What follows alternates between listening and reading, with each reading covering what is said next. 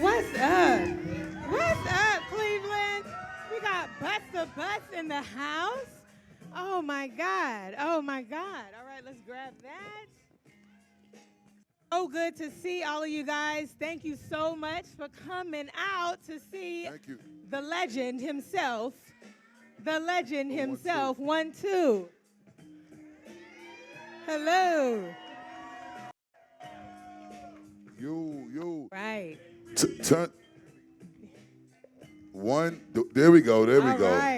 All right. We got it. Well, thank you so much for joining us today. Can you please turn the Queen's mic up as well? I got to hear the Queen properly. Oh, thank you. Here we go. There we go. All right. Well, everybody, welcome again to the Rock and Roll Hall of Fame. We're so excited to have the legend himself here, Busta Rhymes. Give it up. Give it up for taking a minute. Look, he's on the road, traveling. Yeah. We just had to take a moment to just give him that respect. I mean, we have a legend here among us today. So without any further ado, we're just grateful to have you. Thank you, Queen. All right. So grateful to have you. So I just want to start off with this amazing quote from Rock Hall inductee Chuck D, a Public Enemy. And he said, "This man, he's my family, he's my younger brother, he's now become a master teacher, mentor to many, driving people to their best. He's the epitome of an artist. He has never repeated himself. He has never taken the easy way out. He's never let someone get an edge on him. He would rather challenge something and beat it than go the easy way. He is the epitome of hip hop." Drop the mic. Wow. The epitome of hip hop. So before we get on Chuck D and starting to talk about your career and celebrating this amazing anniversary, leaders of the new school, everybody, before we get to all that, just want to talk about what inspired you. What about hip hop inspired you? Like, when did you know as an artist it was not a fad? I don't think you ever really know whether it's a fad or it's not. I think for me, I just kind of thought like, especially as a child, when I was first properly exposed to hip hop, I didn't even experience puberty yet. You know, I remember vividly being babysitted by a Panamanian woman by the name of, we called her Aunt Mitzi. And my mother was working nights. I was about 9 years old. And Aunt Mitzi had a son by the name of Alfonso. And Alfonso was a graffiti artist. So me and my younger brother slept in his room with him. He was her only son. And at the time, they had a underground hip-hop radio station. It was called WHBI. And on that station, they had DJs like Africa Islam from the Zulu Nation. Wow. And the Supreme Team. And, they made Buffalo Gals with Malcolm McLaren. Cool DJ Red Alert used to be on this station. Wow. Awesome 2 used to be on this station. Wow. Teddy Ted and Special K. And from like 2 o'clock in the morning to 5 o'clock in the morning, that's when you would catch them on the air. Dope. Obviously, I wasn't allowed to be up that late. Right.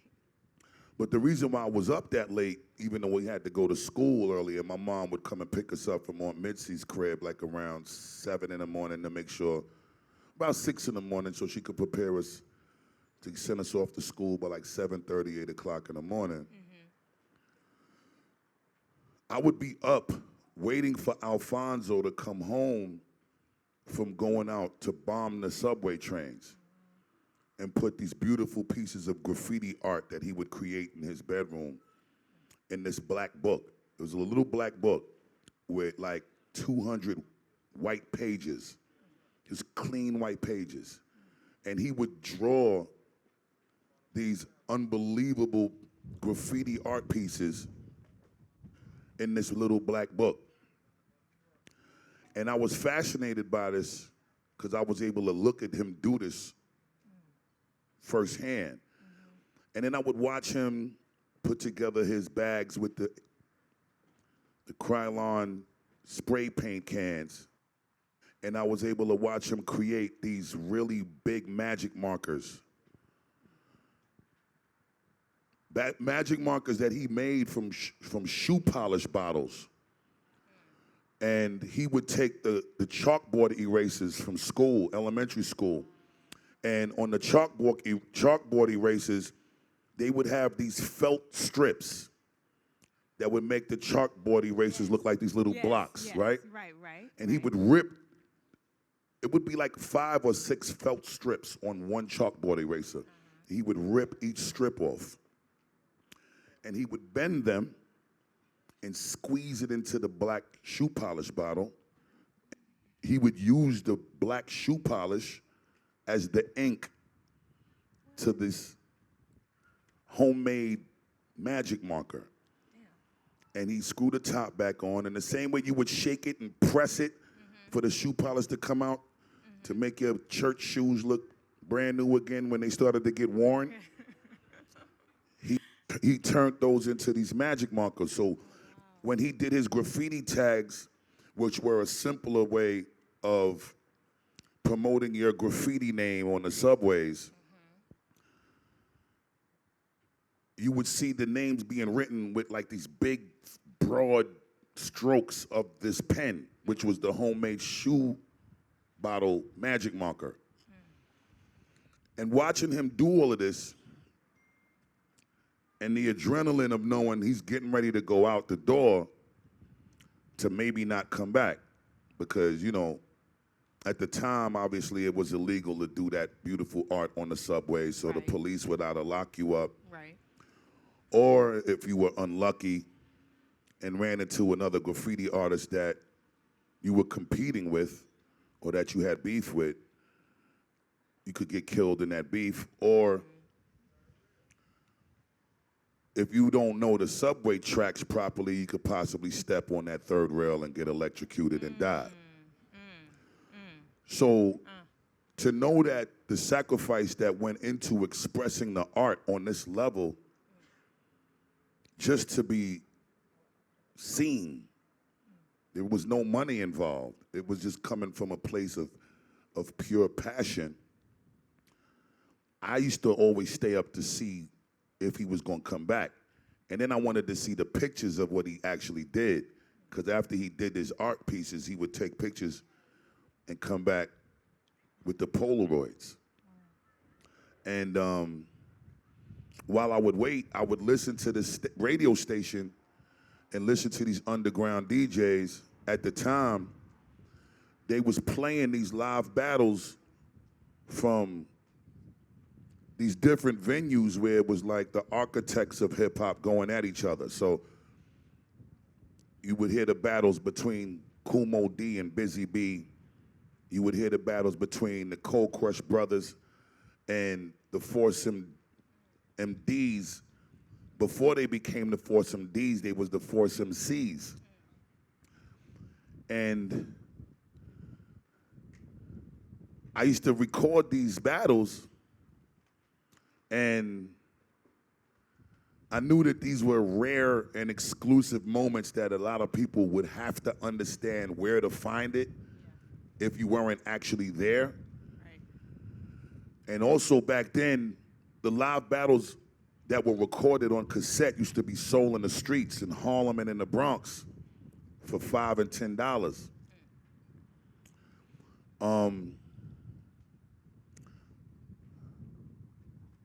I was one of them kids that always had everything that I needed, but I didn't always have what I wanted.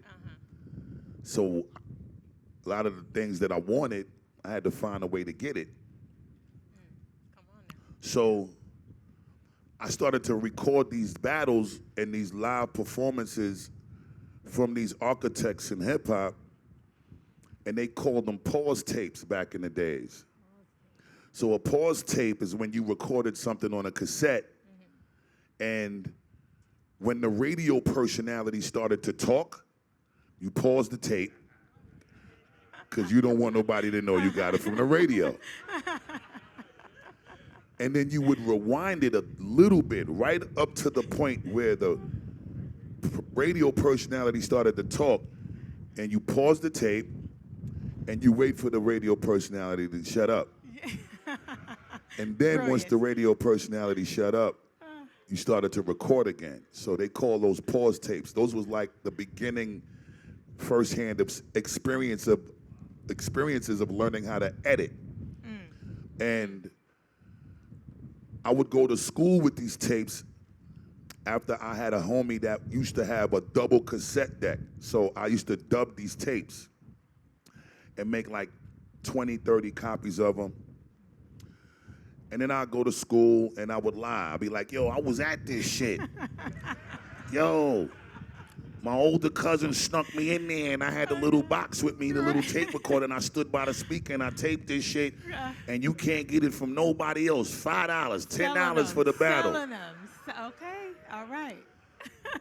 And those was like my first introductions. Wow. It wasn't my first introduction to hip hop. It was my first introduction to the feeling and the love that I started to identify with. Like, I heard rappers delight in all of them songs before that, White Lines and all of that from Flash and the Furious 5 before that, Sugar Hill Gang, but it wasn't until I was hearing the battles and the courageousness and the cockiness and the bravado and the machismo and the cleverness and the wittiness, and then hearing the reaction from the audience on these cassettes. There we go. That's when you got to understand the direct impact you was having on people as they heard you in the moment.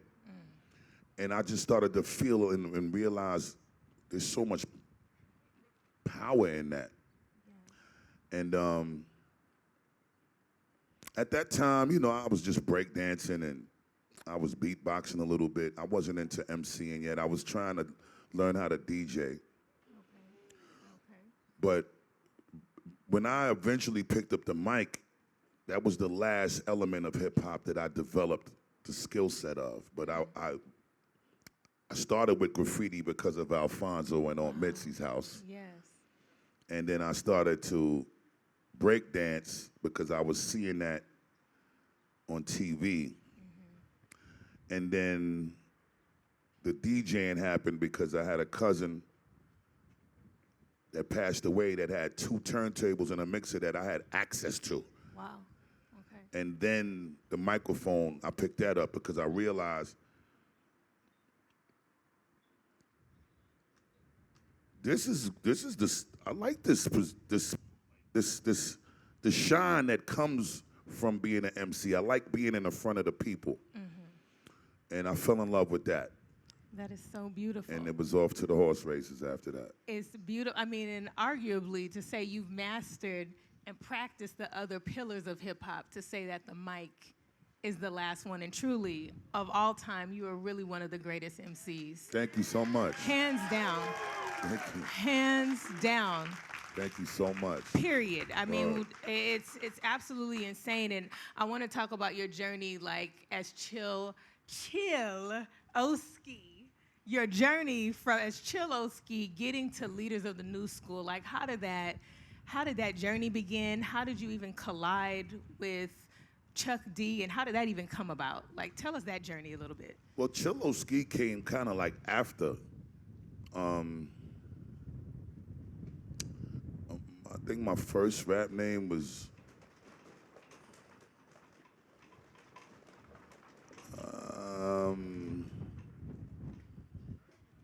I believe my first real rap name was probably Lord Tahim. Lord Tahim. And All right. I got that name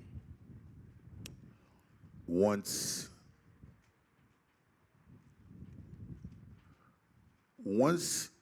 like, I don't think people understand how important it was and how cool it was to be smart at one time in hip hop. It was very important to be like conscious of yourself and have knowledge of self and deal with empowerment of self and your people. And that's why the Zulu Nation was such a staple at the time, the 5% nation of the gods and earths. Yes. You know, at that time, I think I was just 12 years old when I was starting to get knowledge of self. And in my neighborhood in East Flatbush, Brooklyn, before I moved to Long Island and got with Charlie Brown and Dinko and leaders of the new school, like I said, my moms used to pick us up from Aunt Mitzi's crib to take us to school early in the morning because she worked nights.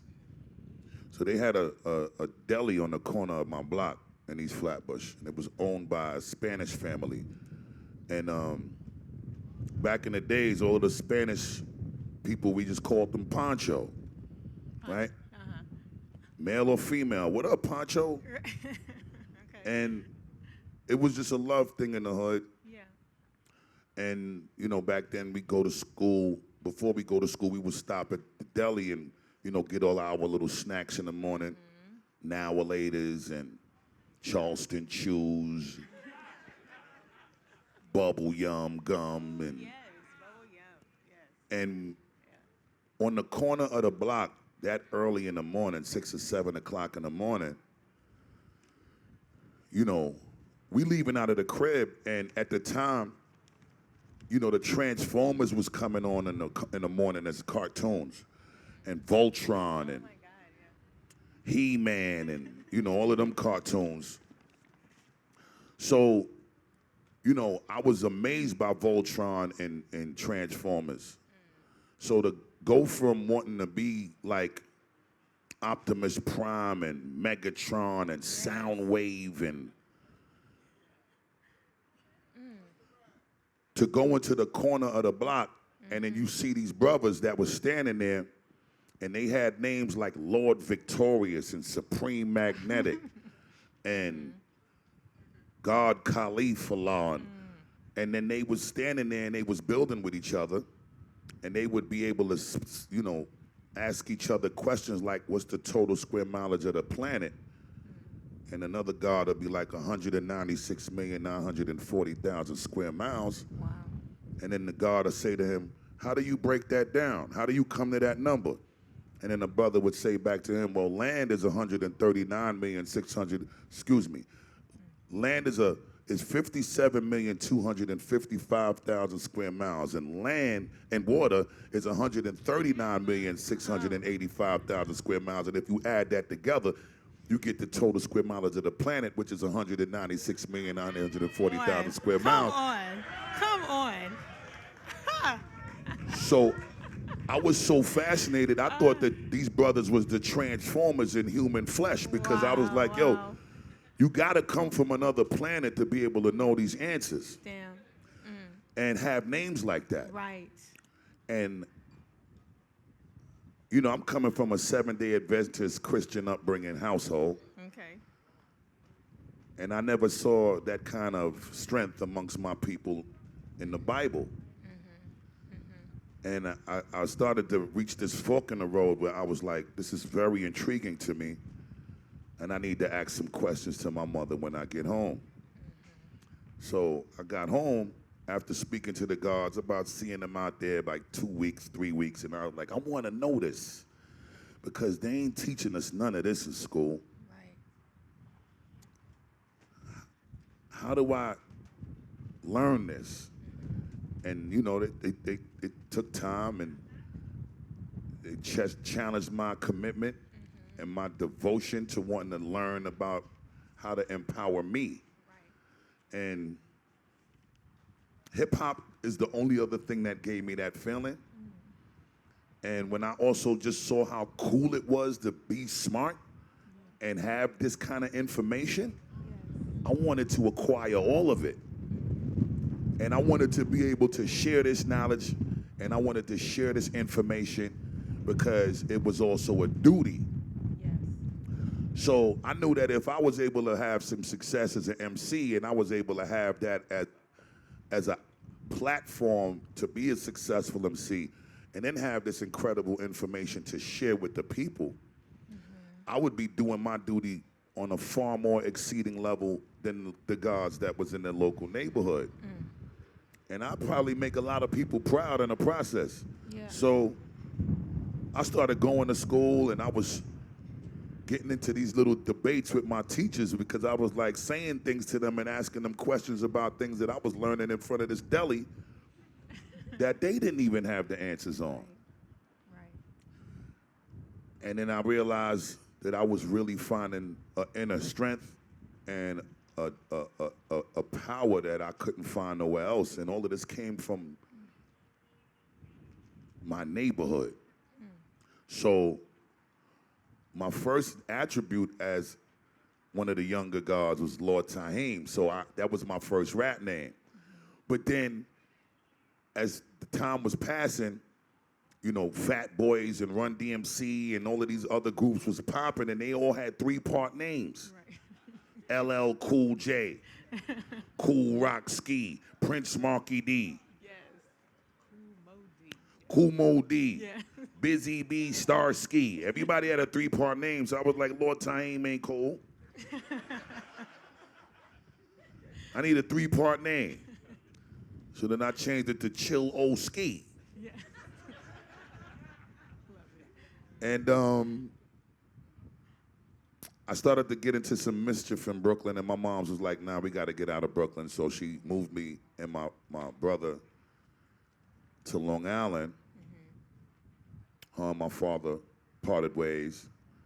And when I got to Long Island, that's when I met Dinko and Charlie Brown. And initially, it was me, Dinko, it was me, Charlie Brown, and another MC by the name of Mystery. Mystery didn't have the patience to want to stick around to get on as a group, so he kind of deviated and went the routes of the streets. And he's doing phenomenally now. He has his own medical practice in Texas, so Amazing. Salute to Mystery, the original third member of Leaders of the New School. But Dinko came, and Dinko was a whole other dynamic because Dinko wasn't the typical bar for bar MC. He just had this real unique and obscure approach with the way he put his words together. So we were the Destiny 3 MCs before Leaders of the New School. And that's the way we moved around. Charlie Brown, AKA C Boogie Brown, Dinko D, and Chill O Ski. So that didn't last too long, though. Tell us. Chill O Ski ain't last too long. Interestingly enough, there was like these little talent shows that was happening. And I think the one talent show that we went to really get the right eyes on us, it was in Hempstead, Long Island. Chuck D, I think Dr. Dre from Yo MTV Raps. I forget who the rest of the judges were. And we did our audition. We went and got our outfits. It was about 15, 20 acts on the stage that day. And for whatever reason, they never called us to perform. So we sitting there at the end, watching everybody leave in denial that this opportunity that we thought we prepared for properly was taken from us. And we refused to leave. So we sat there until everybody left. And we went up to the stage while they was packing the equipment. And we said to Chuck D and them, yo, look, all we need is 5 minutes. We don't care if this is over. And they said, Chuck said, go ahead, do what you do. Let's see what you got. And obviously there wasn't no equipment or no mics to perform, so I just started to beatbox, and Brown did his thing, and Dinko did his thing, and then when it was my turn to do my thing, Brown started to beatbox. And whatever it did in that moment led to Chuck and them saying, come and meet us at Spectrum City headquarters. So we get there on a different day, and when we get there, we had to go up to the second floor. So we go down this hallway and we get in the office. And it's Chuck D, it's Hank Shockley, it's Keith Shockley, Eric Vietnam Sadler, the whole bomb squad. Oh, wow. And there was a bulletin board on the wall, and they had these different group names. One group name was True Mathematics in the Invisible Empire. Another group name was Son of Berserk and the Hellraisers. Another group name was Funky Frank and the Street Force. Another group name was Young Black Teenagers. Another one was Leaders of the New School. And we was like, we want that name. And Hank Shockley, it was like a good cop, bad cop thing. Yeah. Because Chuck was the good cop. He was always the nurturer of the two. And Hank was always the tough love. Yeah.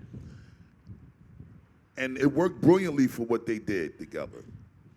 But it created a challenging relationship dynamic between us and Hank because we just felt like he wasn't as sensitive to what we was trying to do or our visions or our desires. So it was like you ask your moms if you could go outside and she say no. And you go to your father's and be like, yo, can I go outside? And he say, yeah. But he don't know that his wife just told y'all no. So we go outside and then we come back and It's a mess. Pops want to reprimand us now because we put him in a situation. It was a little like that, but obviously they wasn't going back and forth on no beef because they kind of knew what they was doing. Like there's a science behind what they was doing. But Hank Shockley was like, we gonna break y'all group up. And we're going to put each one of y'all where we feel you fit. So they try to put me with Funky Frank and the Street Force. They try to put Charlie Brown in another group, Dinko in another group. And we was like, nah, we're not doing that. We ready to leave. So they respected that. And we said we want leaders of the new school. Like, we ain't coming here to ask. Right. We know what we want. Right. And at the time, there was an all-white guy group by the name of Young Black Teenagers that put records out. But they didn't have that name at the time, and they wanted leaders of the new school too. Okay. So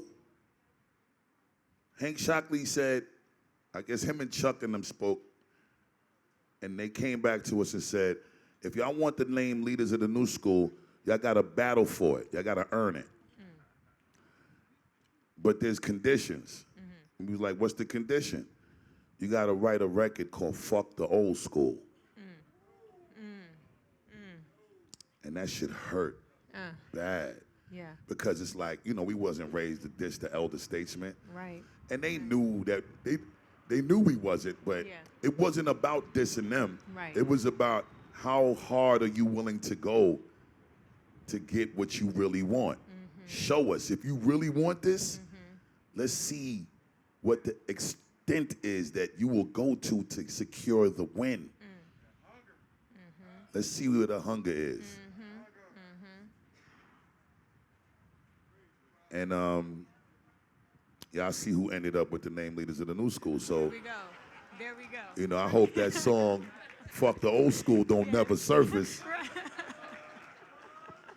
But Yes. it's a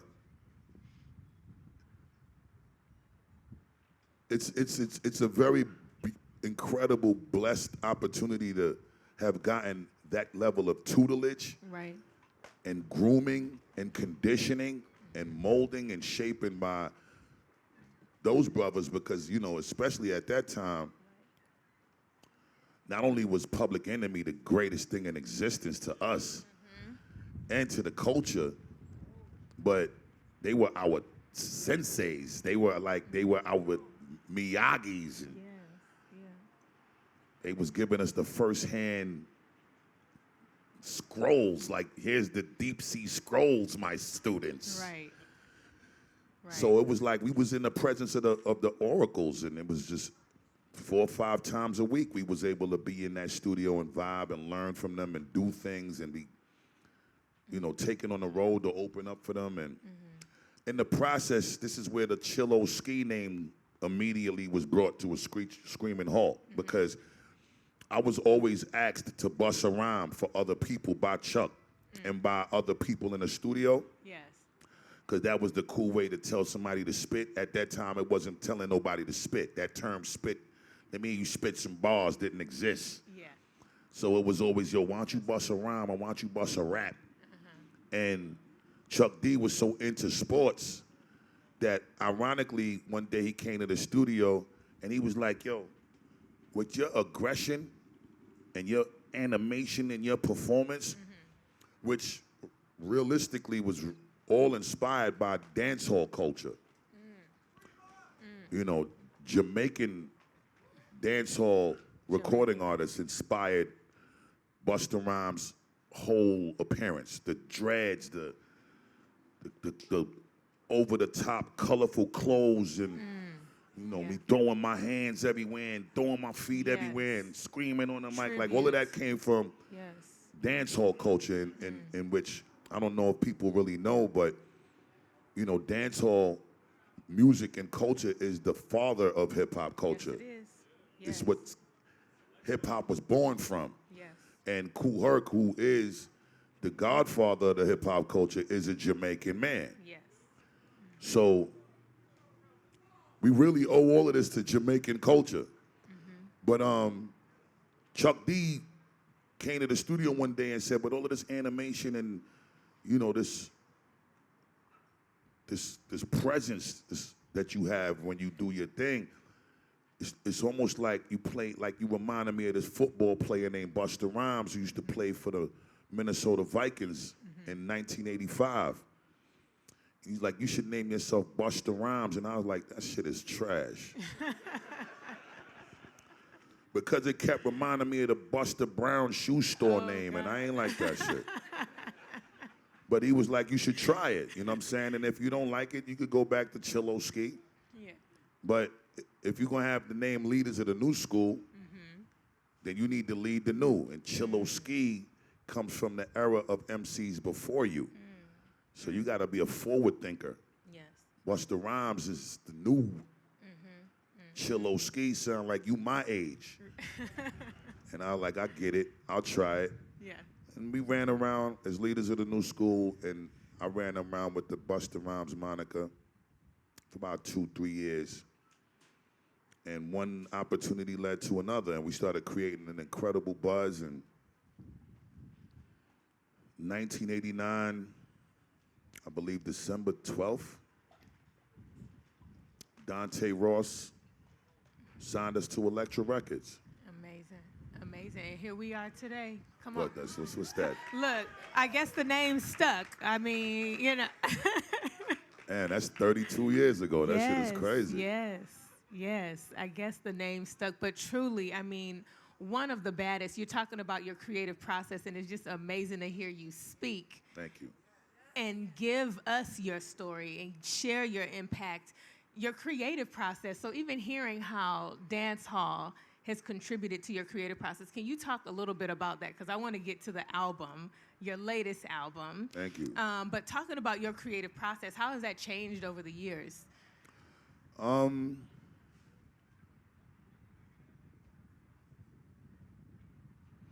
think the one thing that has changed the most was probably my comfort with sharing the vulnerability. You know what I'm saying?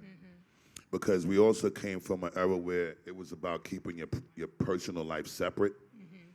You know what I'm saying? It wasn't really ever about walking around in public with your wife and your woman and having all of your kids on display. That wasn't the way back in the days because, exclusivity was always something that was important because absence obviously makes the heart grow fonder. So the less people saw you, the more they came out to see you when you stepped out.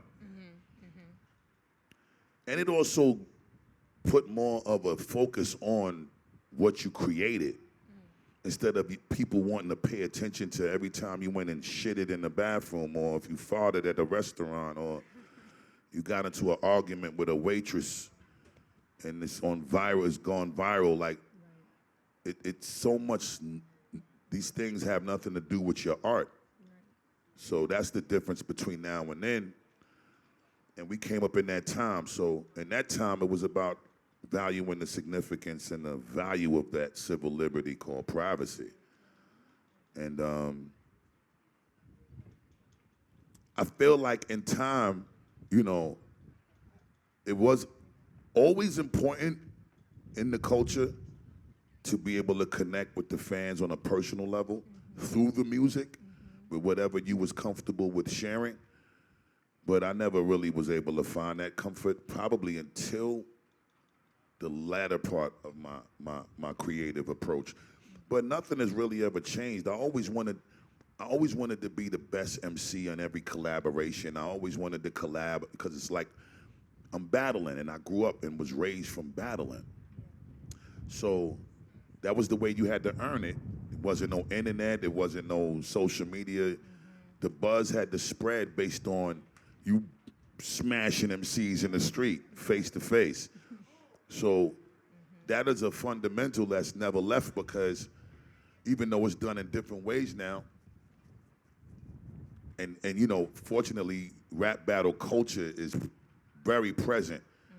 But as far as just getting on records and collabing with other artists that were successful, the respectful competition in collabing, we was still battling.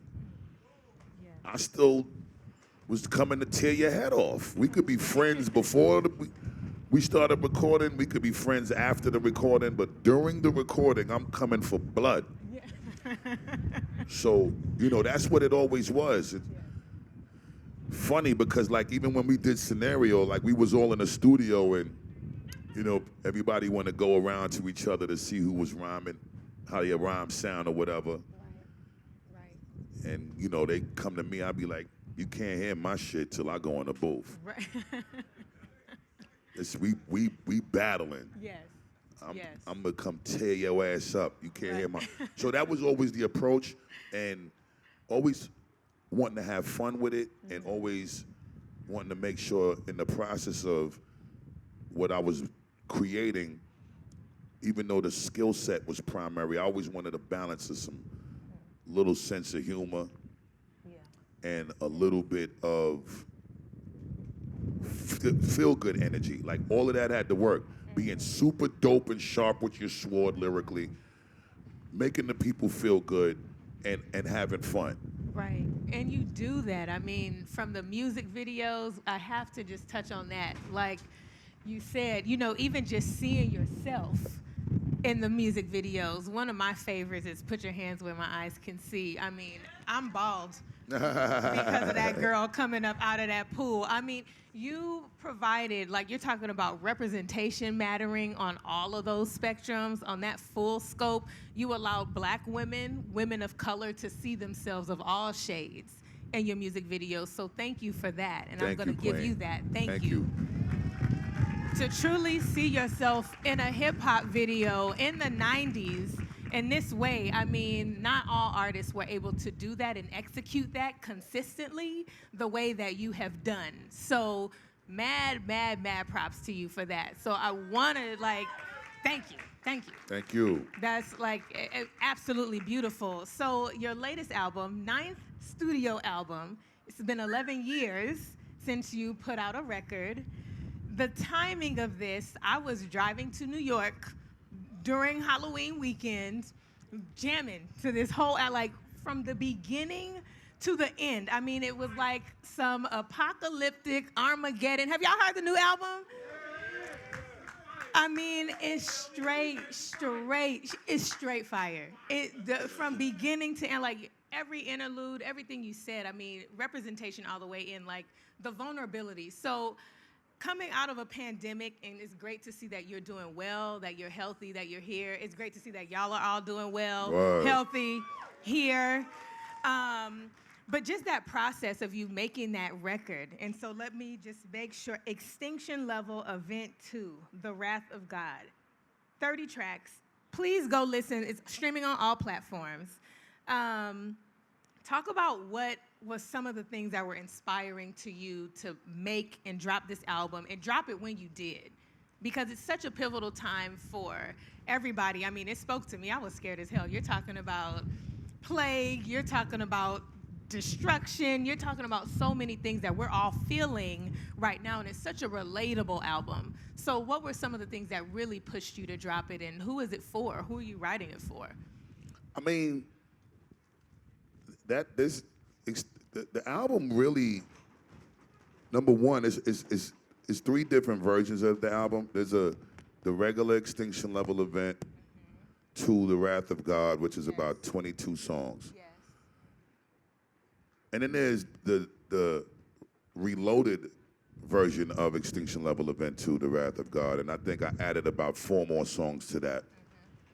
And then there's the deluxe edition of Extinction Level Event 2, The Wrath of God, and I added another 4 songs to that. So that's what brings it to a total of 30. But, you know, if you got the original album that came out on October 30th, it's 22 songs, I believe. And the reason why I put the album out October 30th, 2020, was because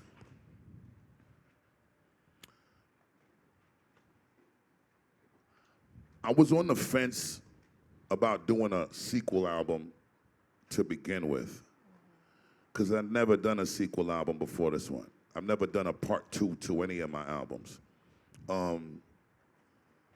Friends and peers and people that might have even got wind of the fact that I was dabbling with the idea of doing Extinction Level Event 2, probably like 5, 6, 7 years prior to me actually releasing it. Wow. Like within the last, I would say, 10 months of the album recording process, I was really getting the calls that it has to happen because of what was going on. You know, everything with Trump, everything with the rioting, everything with the police brutality, and a lot of things that I was talking about in the first Extinction Level Event album that came out in 1998. It was actually coming to fruition now. And interestingly, you know, all of this information and research and inquiring about things that most would call conspiracy theory for all of these years, I was fascinated by it. Because anything that they don't teach you, obviously, is something that they could also be possibly concealing you from. And there's a reason why they don't want you to learn these things. And there's a reason why they don't want you to know these things. And, you know, I don't care what race, creed, culture you might be, we always want the shit more when you try to keep it from us. Yeah. You know? Right. Don't let me see a steak over there and you're going to tell me that I can't taste the motherfucker. Yeah. And I'm hungry? Yeah. Yeah. So I'm always hungry for information. And again, that came from the seeds that was planted being introduced to 5% Nation of the Gods and Earths. So I had people around me, and I ain't gonna lie, like in 1993, when I first broke up with leaders in the new school, an incredible friend of mine by the name of Dallas Austin. He's an incredible producer. Yes, yes. He produced all of these hugely successful TLC albums, Boys to Men albums, Another Bad Creation albums. And he brought me to Atlanta and he turned me into an executive, just being a fan of Busta Rhymes. And he helped me get the Flip Mode logo. Wow. And he gave me my first production company so that I could put out Rampage, The Last Boy Scout. And he upgraded me to learning what it is to be an executive. And he had a studio called DARP Studios. It's the acronym for Dallas Austin Recording Projects in Atlanta. And the Godfather, George Clinton, used to come over there all the time. So George Clinton gave me this book called Behold a Pale Horse, and it was written by a former naval briefing team member. He goes by the name of William J. Cooper. And this book had so much deep shit in it that it kind of recalibrated my whole way of thinking, because it dealt with a lot of shit on CIA levels and government level and all of that, politics and all of that. And that book is what kind of led me to approaching my albums like a book. And they all kind of had this similar concept of like this apocalyptic New World Order thing that would be coming at some point. And, you know, I would name my albums The Coming and When Disaster Strikes, and Extinction Level Event, Anarchy, Genesis, It Ain't Safe No More, The Big Bang. So like, they were different chapters to the same book. And, you know, you get given information all the time. Right. You just have to choose what you're going to pay attention to and what you're not. Right. I paid attention to all of that shit. I thought it was interesting as hell. I thought it was intriguing as hell. We used to go on this tour called a Smoke and Groove Tour. Yes, familiar. And me, Nas, and Ziggy Marley, and Public Enemy, and Fugees, and Black Eyed Peas. A lot of different groups. We'd be on a tour bus, and we had these incredible chefs from Europe that was Rastas, and they was Jamaican, and they would come on the road with us, and they would cook because we ain't really like the production catering. Everybody wanted to get a plate of food from us.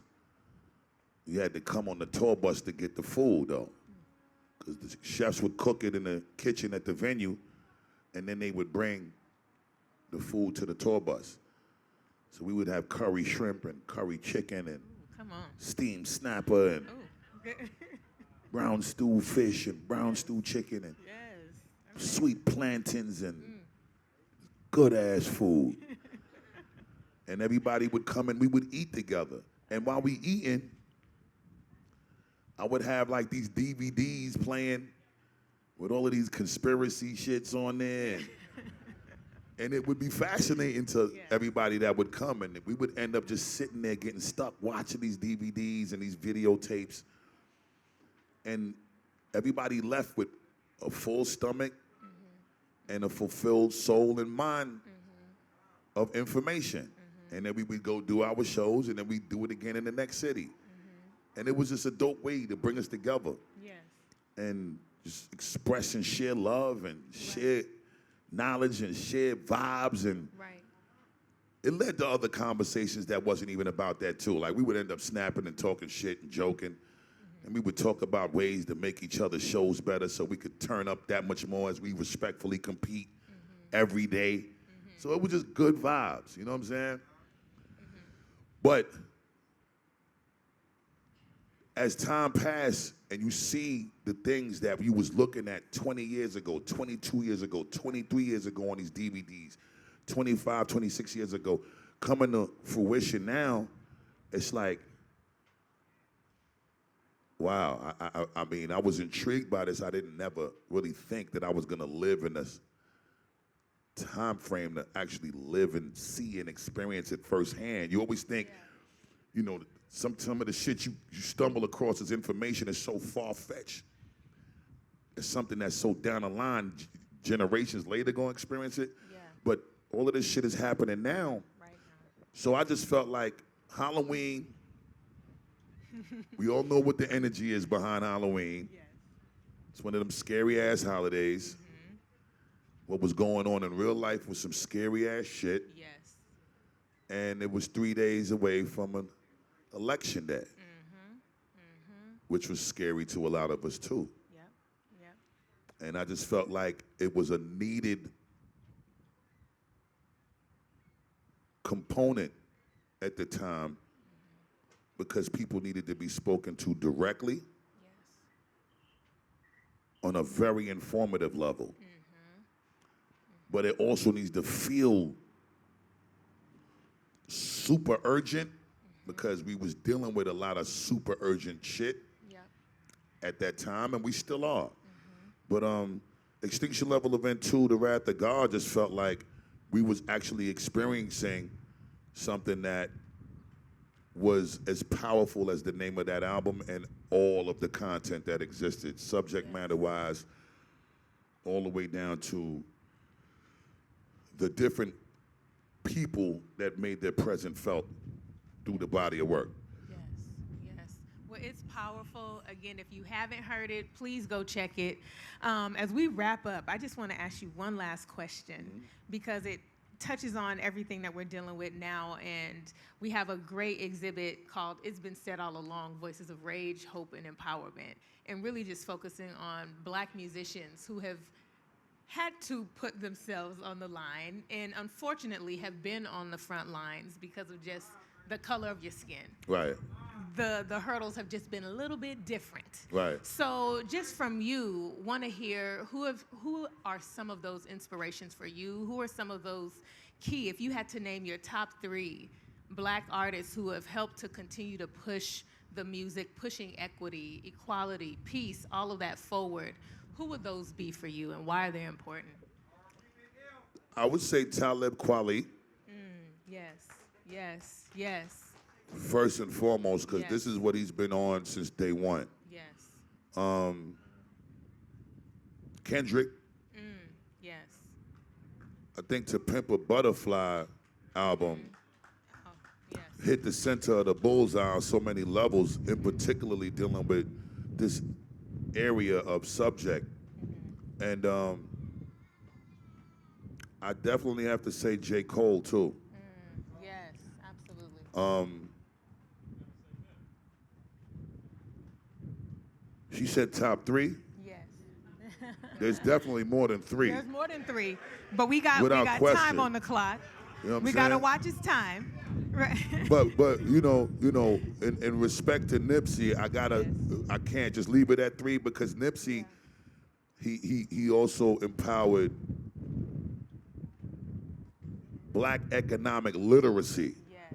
You know what I'm saying? It wasn't just about dealing with the social injustices with Nip. He was really a super powerful advocate, not just through the music, but leading by example because he was buying land and he was opening businesses and he was doing it in his community, which, unfortunately led to the horrible end result. But yeah, I think we can't exclude Nipsey from that. We can. Thank you so much. No, well, number one, thank you so much for passing through Cleveland. We know you're touring right now. Yeah. So where are you going next? Where's We're the going to next New York. We got a little obligation tonight. time? Okay. So we're going to get on this tour bus and we're going to shoot right down to NY and fulfill that obligation, a couple of Okay. days off, and then we back on the road like Saturday. Wow. Well, it's good that you're back on the road. It's great to see live music happening Oh, again. absolutely, definitely. Word. So So we're Word, yes. So we hope you come and perform here in Cleveland. Oh, that's a fact. But thanks for stopping by and visiting the Rock Hall today. And again, thank you guys for participating. Love you too, Queen. Thanks for chilling with Busta Rhymes. Thank y'all. Again, Thank y'all. I appreciate y'all. we have Word. a special dedication as well happening. We are so excited to feature you in the Rock and Roll Hall of Fame. Thank you so much. You are not inducted yet, but we pray that is happening. Absolutely. Real soon come. But you can see this artifact donated by Busta Rhymes himself that is currently on display now in the museum in the main hall. So again, thank you, but thank you so much to the legend, Thank you, icon, Queen. guy. Thank you, Queen. Thank you so much. Thank you so much. Words cannot express. All right.